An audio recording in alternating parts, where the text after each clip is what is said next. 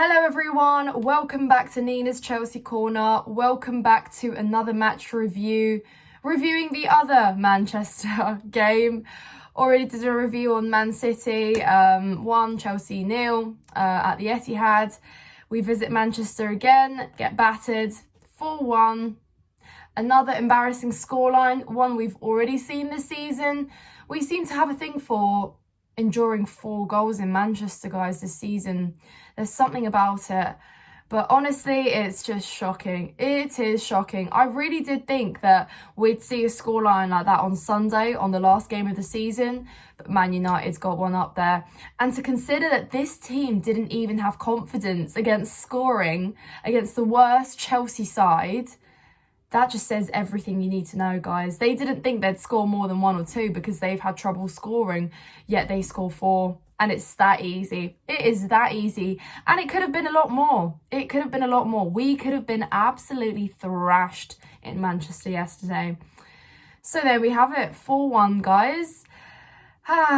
You know what? Looking at the starting lineup, I was pleasantly surprised by Frank. He threw in Lewis Hall, Madueke, Mudryk, Carney Chukwuemeka, somebody that has barely seen the light of day on the pitch, getting some playing time. When he has been left to rot all season, he's been disrespected at the most. And you know what, guys? Lampard's being appointed as caretaker manager filled me with hope that he would give a chance to these youngsters that, Potter neglected, didn't pick over anyone else. But no, he decided to do the same thing. He consistently played Ziyech and Pulisic over, Madueke and Mudryk, playing Havertz, not starting Felix either in any of our last few games. And when you think that this is the most expensive loan we have had, his future at Chelsea lies uncertain, his days at Chelsea are probably numbered, yet he is not getting playing time. He's getting brought on with a few minutes to go. And for what reason? So, great selection of the lineup, but then questionable game management, questionable man management throughout the game, questionable substitutions, questionable times to make the substitutions. So again, Frank, what's going on? What is going on, guys? Because, like I said, these youngsters, they do try. Of course, you're going to have an imbalanced midfield. When you bring on Carney with Enzo, I don't think they've played together once this season. Of course there's going to be an imbalance. Carney has not had enough game time, enough experience to build on any performances, yet he still looks good, when he comes on. So just imagine what it could have been had he been playing alongside Enzo more often. But no, that's just another massive what if. But we go out on that pitch in hopes to score, in hopes to create. Well, it's not going to happen. Like I said, we have been a bunch of individuals all season. There has been no collective effort, no cohesion, no team effort, no team performance. Here we are, time and time again. Today I can only sit here and talk about individuals and little positives in these individuals, yet I can't say anything about us as a team. That's just how sad it is. First half and second part of the first half, we were really trying. We were playing some good football in the Man United's half, getting it up there. But again, corners just not there, not meeting them. Crosses being whipped in, just going over to the other side. Nobody there to meet them. No man in the centre ever. I mean, we were missing sitters, and how many times have we seen that this season? Missing sitters, just not being able to score. We are allergic to the back of the net, guys. We can't score goals. That's it. You've got to just laugh at this point. You see these moments of football where we could easily be 1 or 2 goals up, and no, it's just costly. And then a counter-attack is all it takes to punish us. How many times have we seen that this season? Too many times, guys. We can't do it, yet teams do it against us time and time again. Yet on a counter-attack, we can't even capitalise on that when it will literally be, 3 versus 2, and we still can't do anything. That is how sad it is, guys. That is how sad. And okay, yeah, we're crying. There's no striker in the middle. Yet Datro Fofana is being brought on with about 10 minutes to spare. Questionable from Frank, His future at Chelsea as well. He's here for a long time. What's happening with him, whether we are building around him next season, which is probably a yes. Yet he is barely getting any playing time. And you're throwing him in there to do what when we're 4-0 down already? It doesn't make sense. Again, doesn't make sense. Frank has done that so many times this season. He's brought on attacking players when we're already suffering and we're already behind by 2-3 goals. You know, for what? What is the point of gifting him those 10 minutes, you know?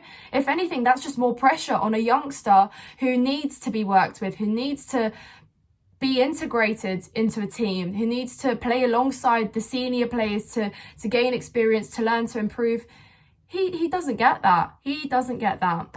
Joao Felix scored a goal. It was a great finish. Joao Felix, well done. You know, another kind of individual that you can praise there. And when you question that this man's future is uncertain at Chelsea, yet he looks like he tries. He has clearly come out and said he wants to be at Chelsea, or he enjoys being at Chelsea, and that he's had a good time here. And he is someone that has consistently put in the effort.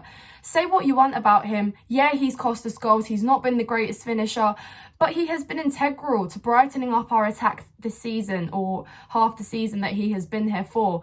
And yet it is players like him who try. You know, someone that literally could be returning to his club in summer, yet he is trying. He is turning up. Same goes with Enzo. I felt sorry for him, guys. You know, we've seen it in the last couple games, his head shake when he looks around and sees that he is isolated. What's he meant to do? Is he supposed to start going up top as well and just start shooting and just try and do it himself? Because no, we got Enzo because he's a creative player. His range of passing is absolutely incredible. But those passes need to be going to someone. And they're not, you know, because he's not getting the support. And here we are, a player that literally has just arrived and we've just learnt his name. The players have just learnt his name, is trying the most, putting in good shifts week in, week out. What is going on at Chelsea this season, guys? It is beyond me.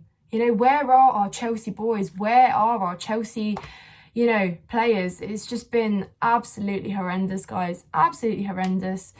But yeah, like I said, if I've got to sit here and take some positives, it is the youngsters. You know, it's the likes of Lewis Hall, who's been putting in great shifts. He's been thrown in the deep end in the last kind of couple games, you know, against Man City, United, also against Forest, when he was thrown it straight back in there, of course, with Chile and Cucurella out.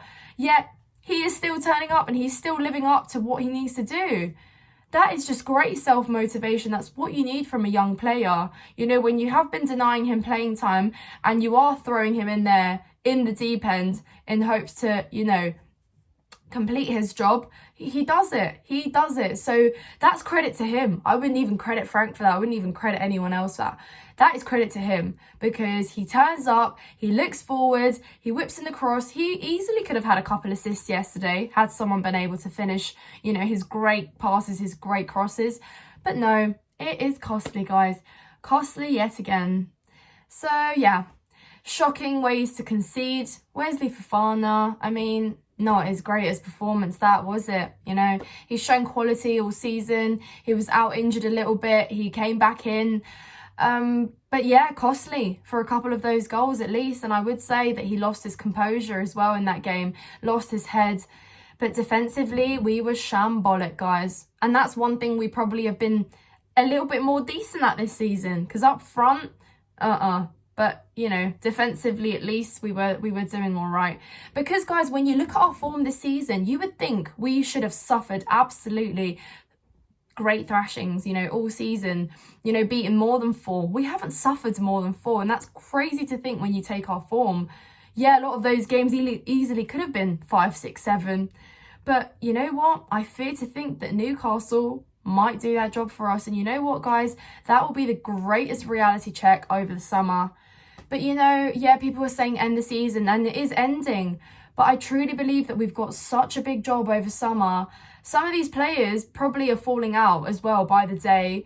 The vibes in the dressing room probably aren't there. There's just probably that sour taste there every single game. And, you know, and we're expecting players to sustain motivation and to be motivated for the next manager and to be motivated to, you know, to go away to America, to, you know, to have a good pre-season, to get new signings and integrate them. That is a big job to have over summer. So yes, guys, we do look forward to next season, but it's going to be a long, rocky ride. I don't see things getting better off the bat. I do see things getting better though, guys. I do want to say, you know, I've tried to be positive all season. I think we can all just forget about this season. But yeah, I'll be there at Newcastle on Sunday, guys. It will be the last game of the season. How we end it, we are yet to find out, but it's not looking good. It's not looking good. But yes, guys, that's it from me. I hope you have enjoyed this video. Please leave your comments down below on your thoughts on the game, on your thoughts on the players, who played well, who needs to go in summer. I'd be interested to find out what your thoughts are. If you have enjoyed this video, please like, please subscribe. I will be making lots more content as days go by. And yes, thank you so much for watching, guys.